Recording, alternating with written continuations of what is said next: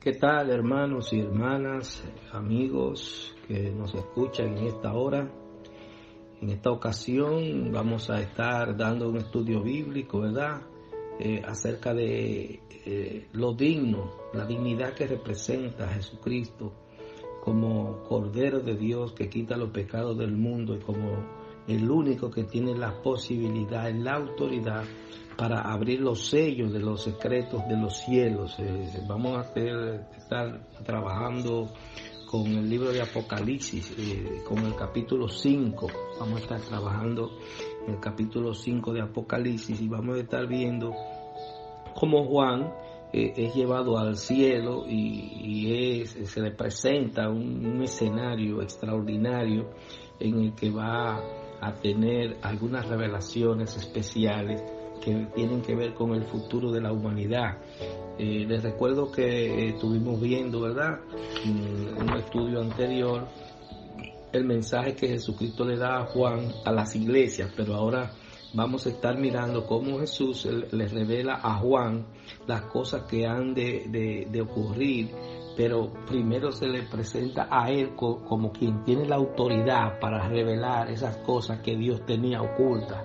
La presencia del Hijo de Dios en la tierra es exactamente el inicio de la revelación de Dios de una manera abierta. Dios con los hombres, Dios manifestado como hombre a la humanidad, manifestándose tal como Él es. Entonces, en esta ocasión es importante que profundicemos y que veamos con detenimiento cómo Jesucristo es el único que tiene esa autoridad, porque es el Cordero inmolado, es el único que pudo vencer el pecado aquí en la tierra, y por esa calidad es el único que tuvo la posibilidad de resucitar de los muertos y ascender al reino de los cielos. Él es el único que descendió del cielo y ha vuelto al cielo.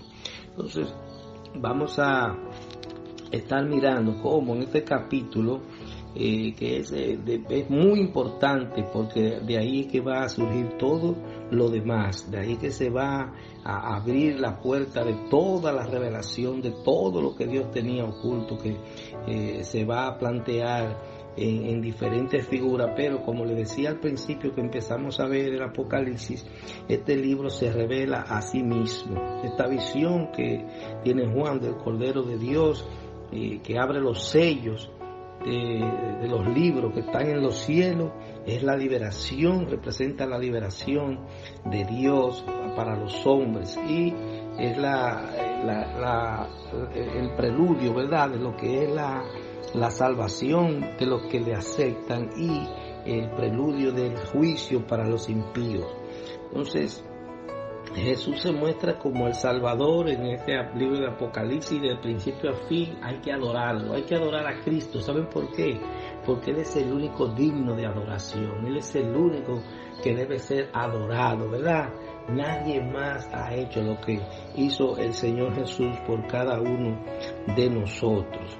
Entonces Juan en la isla de Patmos es sacado de esa isla en el espíritu y es llevado al reino de los cielos, y Dios empieza a presentarle a su Hijo Jesús. El Hijo Jesús va a manifestársele ya con toda su gloria, no aquel hombre que vino a la tierra que estaba triste, ¿verdad?, que fue golpeado, que fue azotado, que fue crucificado. No, Él está con un Cristo resucitado, con todo el poder y la autoridad que representa su cuerpo en gloria. Entonces, el capítulo 5, vamos a estar leyendo, ¿verdad?, los versículos del 1 al 13, para que ustedes tengan una visión. Como siempre les recuerdo que es importante que lean el capítulo completo, porque aquí solamente le ponemos los textos que sirven de fundamento, pero cuando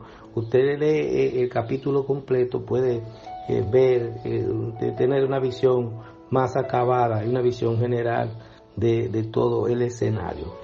Leemos la palabra de Dios en el nombre del Padre, del Hijo y del Espíritu Santo. Y vi en la mano derecha del que estaba sentado en el trono un libro escrito por dentro y por fuera, sellado con 7 sellos. Y vi a un ángel fuerte que pregonaba a gran voz: ¿quién es digno de abrir el sello, de abrir el libro y desatar sus sellos? Y ninguno, ni en el cielo ni en la tierra, ni debajo de la tierra, podía abrir el libro, ni aún mirarlo. Y lloraba yo mucho, porque no se había hallado a ninguno digno de abrir el libro, ni de leerlo, ni de mirarlo. Y uno de los ancianos me dijo: no llores, he aquí que el león de la tribu de Judá, la raíz de David, ha venido para abrir el libro y desatar sus 7 sellos. Y miré, y vi que en medio del trono y de los 4 seres vivientes y en medio de los ancianos estaba en pie un cordero como inmolado, que tenía 7 cuernos y 7 ojos, los cuales son los 7 espíritus de Dios enviados por toda la tierra. Y vino y tomó el libro de la mano derecha del que estaba sentado en el trono. Y cuando hubo tomado el libro, los 4 seres vivientes y los 24 ancianos se postraron delante del Cordero. Todos tenían arpas y copas de oro llenas de incienso, que son las oraciones de los santos. Y cantaban un cántico nuevo, diciendo: digno eres de tomar el libro y de abrir sus sellos, porque tú fuiste inmolado, y con tu sangre nos has redimido para Dios de todo linaje y lengua y pueblo y nación. Y lo que has hecho para nuestro Dios, reyes, nos has hecho para nuestro Dios, reyes y sacerdotes, y reinaremos sobre la tierra. Y miré y oí la voz de muchos ángeles alrededor del trono, y de los seres vivientes, y de los ancianos, y su número era millones de millones, que decían a gran voz: el Cordero que fue inmolado es digno de tomar el poder, las riquezas, la sabiduría, la fortaleza, la honra, la gloria y la alabanza. Y a todo lo creado que está en el cielo y sobre la tierra y debajo de la tierra y en el mar, y a todas las cosas que en ellos hay, oí decir: al que está sentado en el trono y al Cordero sea la alabanza, la honra, la gloria y el poder por los siglos de los siglos. Bendito sea el nombre del Señor. Entonces, vemos, mis amados, que Juan está viendo una visión en el trono, está frente a Dios, frente al trono de Dios. Hay 24 ancianos, 7 espíritus que están ahí al lado del trono, ¿verdad? Mirando lo que está pasando. Y Juan empieza a llorar, Juan empieza desesperado a llorar, porque no hay quien abra, que no hay quien pueda liberar a la humanidad del pecado, no hay quien tenga la autoridad delante de Dios para hacer que sean abiertos los libros de los secretos del cielo, para que la gente tenga la oportunidad de salvarse. Entonces vemos que aparece el Rey de Gloria, aparece el Cristo de la Gloria, el Cristo resucitado, y toma el libro de las manos del Todopoderoso y empieza a abrir los sellos, que eso es lo que se va a ver de aquí en adelante en el futuro de este libro, ¿verdad? Que tiene 22 capítulos. En los capítulos subsiguientes usted va a ver que se van a abrir esos sellos de la profecía, que van a hablar del futuro de la humanidad. Son imágenes dramáticas que se ven en este libro, ¿verdad? Entonces vemos a Juan en el trono blanco, vemos a Juan que Dios le dio el privilegio de estar ante el trono, de ver lo que estaba pasando y Dios revelarle lo que iba a ocurrir. Entonces todos estuvieron de acuerdo en que Jesús era el Cordero de Dios, el único digno de toda adoración, el único con la autoridad para abrir el libro, podía mirarlo, podía abrirlo, podía desatar los sellos, podía todo, porque Él se ganó ese privilegio, mis amados, ese privilegio de Él poder enseñarnos la realidad, revelarnos todas las cosas que van a suceder, que iban a suceder a partir de su resurrección. Entonces este libro tenía 7 sellos, mis amados. Tenía el número de Dios, todos sabemos que es el número 7, ¿verdad? Es un número simbólico, 7 sellos. Resulta que en la antigüedad los documentos oficiales estaban sellados. Había todavía a veces hay sitios que sellan de esa manera, con un material, ¿verdad?, que se derrite y se le pone un sello y se cierra, y si eso se abre, automáticamente se dan cuenta. Eso no hay forma de falsificar y de abrir eso y volver a cerrarlo como estaba. Entonces, nadie podía abrir eso a menos que fuera el Hijo de Dios. Todos los hombres que pasaron por la humanidad, ninguno tenía la autoridad para abrir ese sello. Entonces, en el mundo antiguo, como le acabo de decir, los documentos oficiales, cuando enviaban un emisario a llevar un documento, una carta, una credencial, una cosa de esa, para abrirlo tenía que ser la persona que tuviera la autoridad para ello.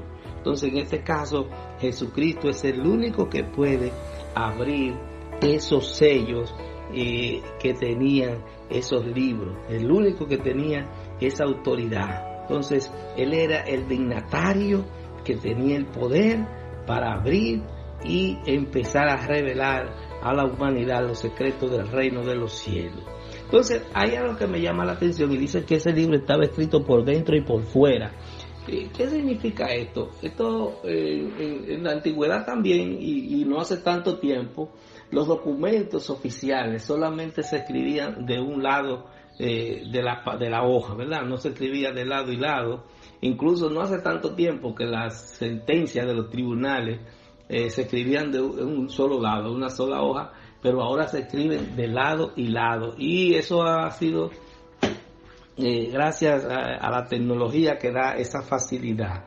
Ya en el reino de los cielos esa tecnología desde antes ya existía, porque desde ahí los libros están escritos por dentro y por fuera. También esto puede revelar que sean hologramas, ¿verdad? Que sea una tecnología extraordinaria la que existe en el cielo, que se permite escribir por todos los lados, ¿verdad? Entonces, el número 7 se repite muchas veces en las escrituras, y vemos que son los 7 sellos, igual que la creación, ¿verdad? Los 7 días, y dicen que es el número de la perfección. Los tratadistas, ¿verdad? Los intérpretes de las escrituras dicen que el número 7 es el número de Dios, el número de la perfección, y el número 6 es el número del hombre, es hasta donde puede llegar el hombre.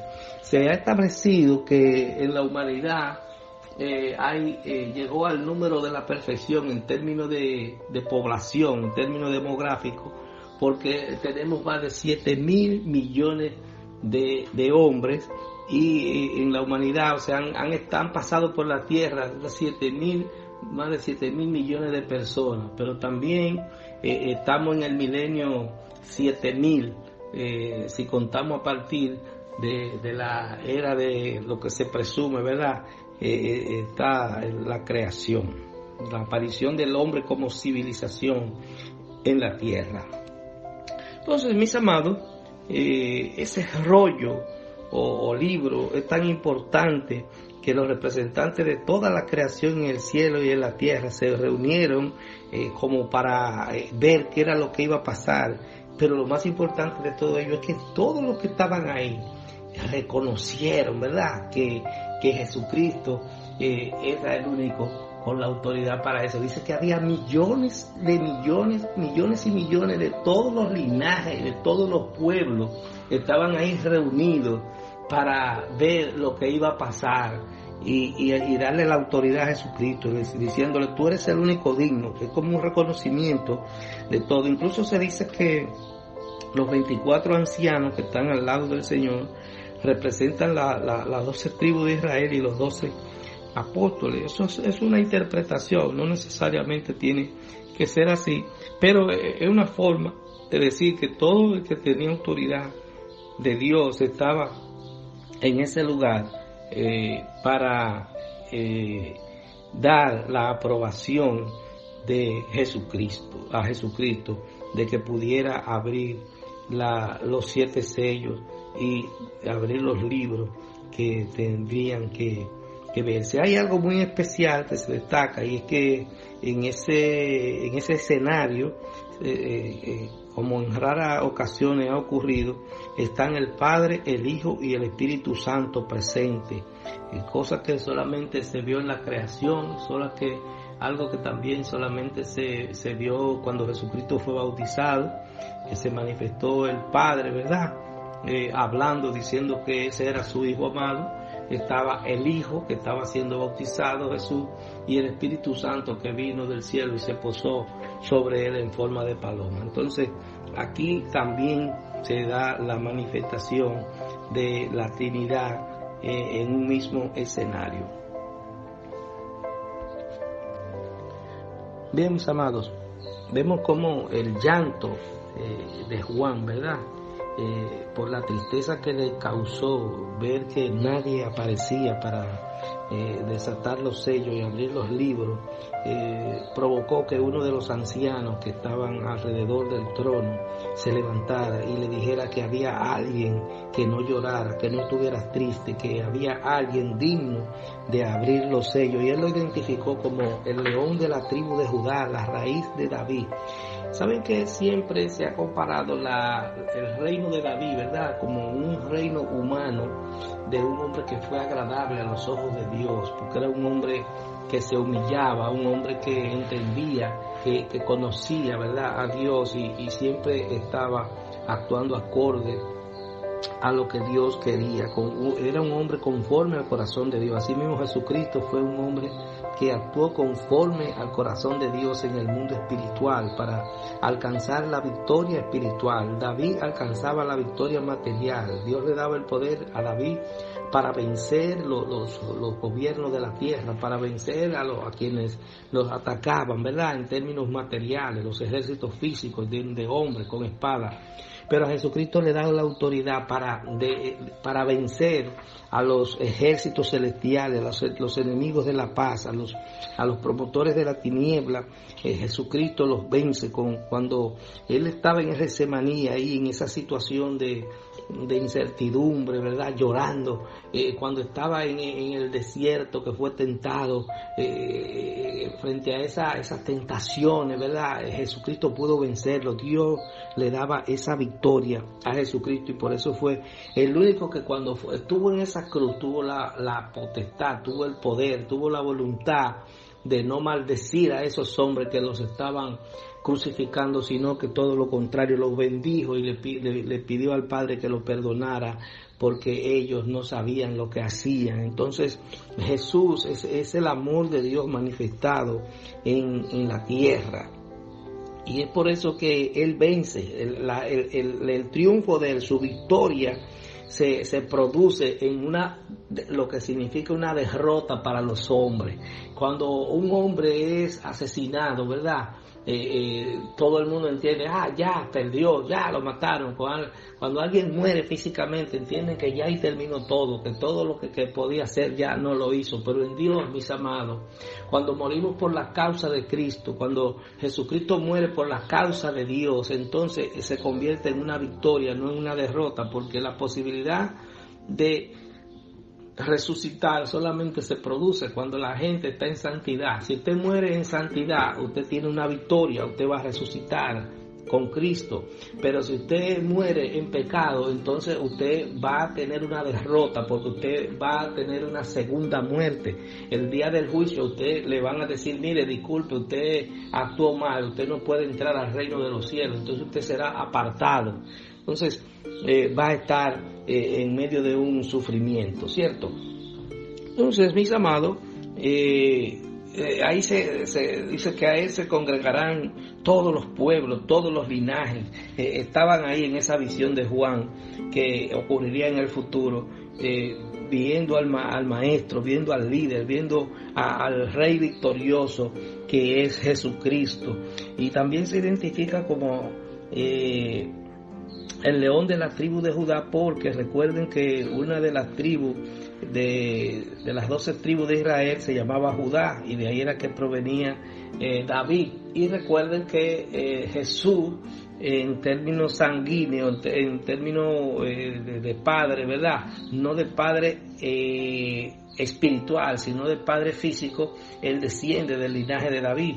Por eso es que él es un rey, por eso él tenía tanta posibilidad de ser rey en su tiempo, y por eso lo proclamaban sus seguidores como rey, porque sabían que él tenía el linaje de un rey, que él provenía de una familia real en términos físicos, pero ellos estaban equivocados porque entendían que él estaba tratando de rescatar ese reinado, ese linaje, ¿verdad?, de David, pero estaban equivocados. ¿Por qué? Porque él estaba pretendiendo llevarlos a ellos al conocimiento de un reinado celestial, de un reinado espiritual, de un reinado eterno, que es el que nosotros tenemos que promover y que procurar ser incluidos en ese reino.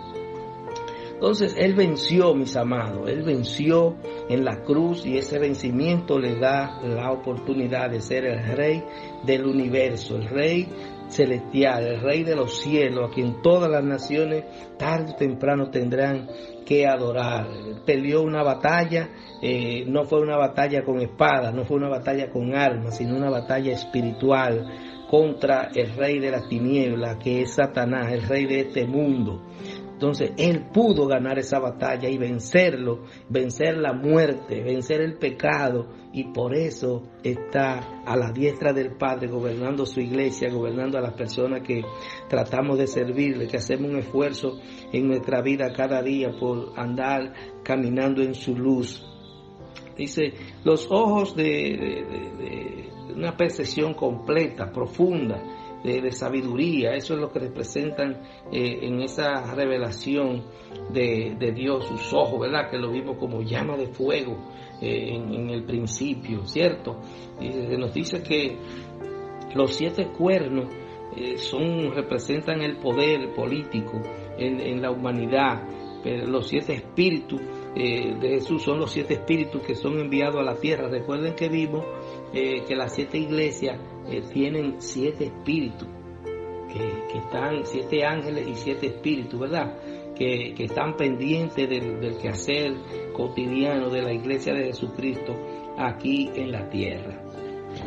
Entonces, amados del Señor, Cristo es el Cordero, el conquistador, el resucitado, el único que ha resucitado de los muertos. Dice que Él es el primogénito de los muertos, que una vez fue crucificado, pero ha entrado al reino celestial para recibir el libro sellado, y en esta ocasión ya vemos que está abriendo, ¿verdad?, en términos futuros, ese sello para que nosotros podamos ser liberados, para que el reino de los cielos se establezca de manera definitiva. Entonces Jesucristo, de acuerdo al capítulo 5 de Apocalipsis, podemos ver que Él venció al pecado, que Él es el único que tiene esa posibilidad, que Él es el único que nos puede dar la victoria a nosotros, porque Él es el único que tiene la autoridad para darnos la fuerza a través de su Espíritu Santo para nosotros poder vencer también aquí en la tierra. ¿Por qué? Porque sin Él nada podemos hacer, amados del Señor.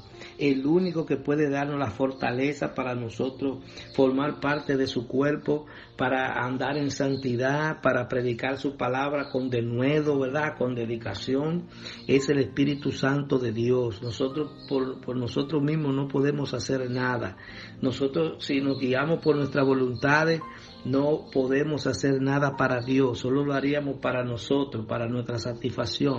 Pero cuando decidimos servirle a ese Rey que está en los cielos, entonces Él nos envía su Espíritu Santo y nos llena de su paz, nos llena de gozo, nos da satisfacción en hacer las cosas que a Él le agradan. Y por más que querramos, ¿verdad?, participar del mundo, Él nos da la fortaleza para mantenernos alejados del mundo en el sentido, ¿verdad?, de participar del pecado. Cuando la palabra nos manda que nos alejemos del mundo y dice que los que participan del mundo se constituyen en enemigos de Dios, es justamente porque el mundo está entregado al pecado, el mundo está entregado a sus deseos, ¿verdad? pero cuando nosotros venimos a Cristo, sacrificamos nuestros deseos y tratamos de andar conforme a los deseos del Señor Jesucristo, que es el que nos guía, que es el que nos cuida, nos guarda de todo mal.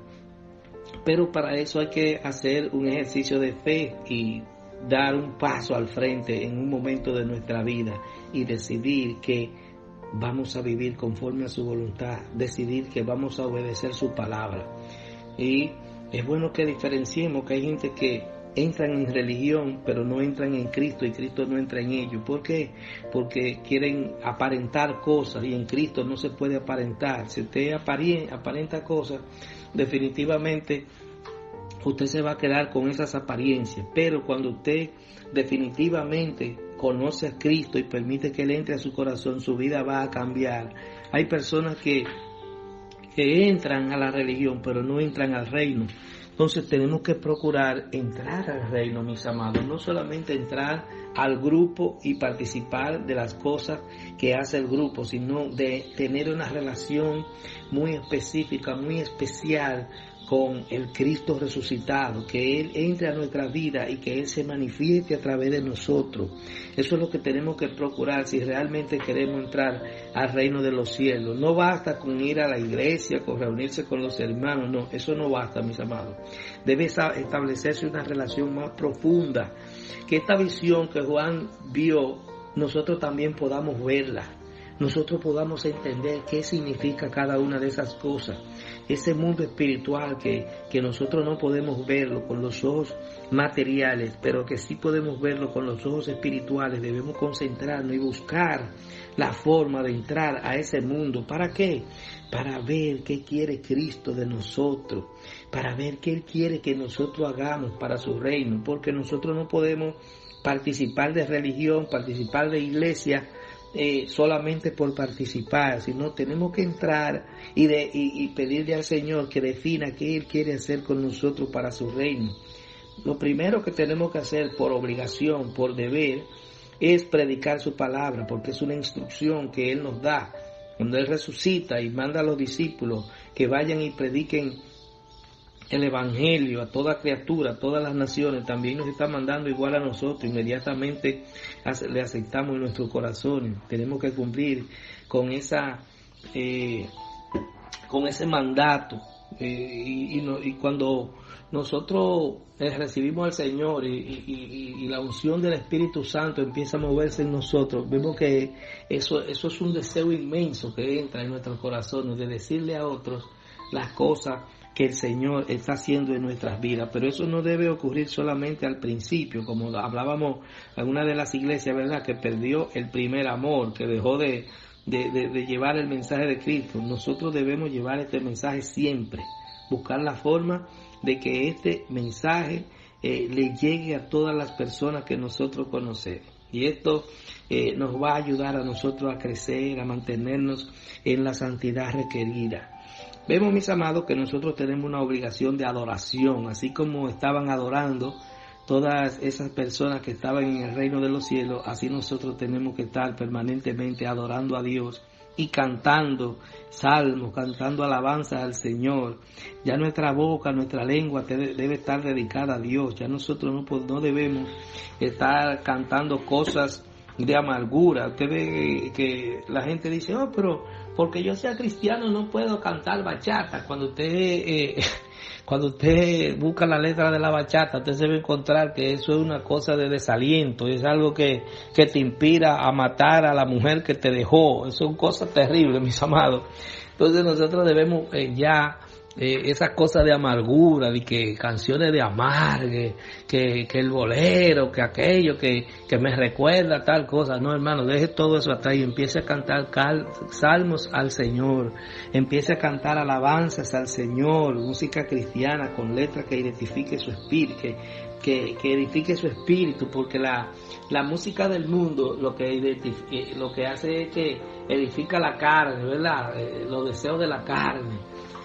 Quiere hacer cosas que te den placer. Entonces las cosas que te dan placer ahora en Cristo son diferentes. La oración, el cantar, el hablar de su palabra, el leer las escrituras, esas son las cosas que deben darnos placer. Y de hecho lo dan el placer, pero para eso usted tiene que entrar en la modalidad del espíritu. Si usted está en la modalidad de la carne, no va a sentir nada cuando usted esté haciendo cosas para el Señor. Cuando usted esté en la iglesia porque lo vean, por complacer a alguien que va, y pues, si fulano va yo voy, si fulana va que a mí me gusta, me cae bien yo voy para ver qué consigo. No va a conseguir nada, mi amado hermano, no va a conseguir nada, mi amada hermana. Entonces, mis amados, en ese escenario que vemos, el pueblo de Dios, integrado por millones de millones, empieza a alabar al Cordero por la redención que Él ha traído a la humanidad, por la redención que Él ha traído a todos los que le aceptan, todos los que quieren su palabra, reciben la redención de Él, reciben ese aliento de vida que nos lleva, ¿verdad?, a conocer un nuevo ambiente espiritual, a conocer cosas profundas. Como le dijo el Señor a uno de los profetas, te enseñaré cosas profundas que jamás has visto, que ni has oído. Pero para eso hay que entrar en la disciplina, ¿verdad?, del Espíritu. Hay que entrar en la búsqueda del Espíritu para que Dios nos revele las cosas que se le han revelado a Juan en el reino de los cielos y que están escritas en el libro de Apocalipsis y que vamos a estar mirando en otros estudios más adelante. Una de las cosas que identifica, mis amados, los avivamientos es la presencia del Espíritu Santo. Yo entiendo que el mundo está pendiente de un avivamiento extraordinario que debe producirse, y esto, la revelación del Apocalipsis para este tiempo puede ser una causa, ¿verdad?, que despierte a la gente. Las cosas que están sucediendo en la humanidad revelan que todo lo que está escrito en el libro de Apocalipsis se está cumpliendo de una manera extraordinaria, y Dios nos lo está dando a entender porque el Señor Jesucristo ya lo reveló. Todas esas cosas que estuvieron ocultas en los libros de las profecías antiguas fueron reveladas. Casi la mayoría coincide, ¿verdad?, con el libro de Apocalipsis. Cosas que se veían en Apocalipsis se ven ahora. Usted, por ejemplo, se encuentra con que hay un paralelo siempre negativo de Satanás queriendo actuar como actúa Cristo. Jesucristo viene en un caballo blanco, bueno, pero Él viene también en un caballo blanco. Todas las cosas que Jesús hace, Él quiere hacerlas, pero son imitaciones que se parecen, pero no son. Entonces nosotros tenemos que estar con los ojos espirituales bien abiertos para no dejarnos engañar. En cualquier momento puede surgir una necesidad, ¿verdad?, que existe actual, y usted ve que muchos gobernantes de todo el mundo que dicen que se necesita un líder mundial, están esperando un líder mundial que sea el que resuelva los problemas de la humanidad. Muchos religiosos van a creer que ese líder mundial es Jesucristo porque va a venir montado en un caballo de paz, ¿cierto? Y yo pienso que desde el año 1945, cuando se fundó la Organización de las Naciones Unidas, empieza ese caballo de paz, ¿verdad?, a presentarse a la humanidad, las Naciones Unidas como que representan la paz, ¿verdad?, del mundo, por el consenso que ellos plantean en las grandes decisiones de la humanidad. Sin embargo, eso se va a manifestar en un momento dado en la figura de un hombre, de una persona que va a liderar al mundo entero con un mismo espíritu, ¿verdad? Y va a hacer creer a muchos, incluso líderes religiosos de todo el mundo se van a plegar a ese líder mundial que va a tener la apariencia de Cristo. El pueblo de Israel también se va a transar con ese líder mundial y todos serán engañados. Entonces nosotros tenemos que pedirle a Dios que abra nuestros ojos para no dejarnos engañar por ese líder mundial, por ese engaño que va a venir a la humanidad. Puede ser que nosotros los veamos, puede ser que no, porque no hay tiempo específico. El tiempo específico de la ocurrencia de cada una de las profecías la tiene Dios en en su sagrada sapiencia, en su omnipresencia, ¿verdad? Él es que sabe cuándo van a ocurrir todas estas cosas. Pero si nos toca a nosotros ver, debemos tener los ojos espirituales bien abiertos. Debemos pedirle al Señor en oración permanentemente que nos ayude a identificar cualquier cosa de esa para nosotros no caer en la adoración a un falso Cristo que va a reinar la humanidad, que es la aspiración de Satanás, ya porque no puede entrar al reino de los cielos, porque él fue descartado, fue expulsado del reino de los cielos y perdió toda posibilidad de arrebatarlo cuando Jesucristo lo venció en la cruz del Calvario y se constituyó en nuestro poderoso Rey del cielo y de la tierra. Bien, mis amados, muchas gracias por su atención. Espero que hayan podido comprender, ¿verdad?, todo lo que hemos hablado, y los invito como siempre a que lean el capítulo completo, ¿verdad?, y oren primero, órenle al Señor pidiéndole revelación, pidiéndole que le dé la interpretación correcta a los fines de que puedan tener un conocimiento claro de lo que toda esta información del libro de Apocalipsis significa para sus vidas. Es importante que leamos el libro de Apocalipsis y los entendamos, mis amados. Bien, vamos a estar orando. Padre, en el nombre de Jesús, te damos gracias por tu amor y tu misericordia, gracias por tu palabra. Gracias, Señor, te pedimos que si hemos dicho algo que no sea consecuente, que no sea real, que no llegue a la mente ni a los corazones de nuestros hermanos y amigos que han escuchado, sino que solamente puedan entender y escuchar las cosas que vienen por la revelación del Espíritu Santo. Gracias, Señor, te pido que bendiga cada uno de los que están escuchando este estudio bíblico, en el nombre de Jesús. Amén.